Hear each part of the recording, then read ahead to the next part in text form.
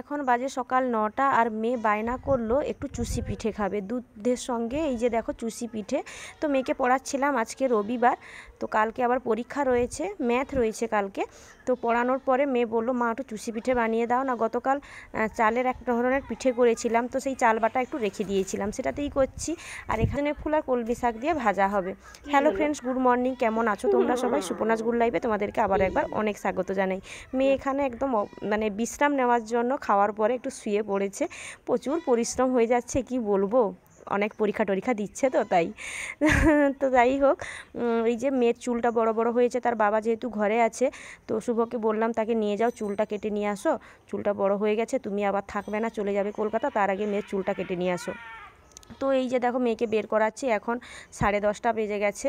তো মেয়ে চলে গেলে চুল কাটতে আমি রান্নাবান্না করার কাজে মন দেব, কারণ অনেকটাই বেলা হয়ে যাচ্ছে। 10:30 মানে বুঝতেই পারছো অনেকটা বেলা, আর ভীষণ গরম লাগে ওই রান্নাঘরে রান্না করতে, তাই যতটা সম্ভব তাড়াতাড়ি করে রান্না করে নেওয়ারই চেষ্টা করি।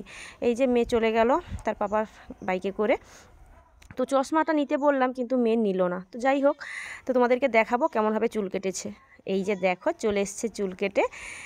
চুলটা আমি তো আমার মেয়ের এরকমই কাটি, এই স্টেপ করে এরকমই কাটি। এরকম চুল কাটিংটা দেখতেও খুব ভালো লাগে।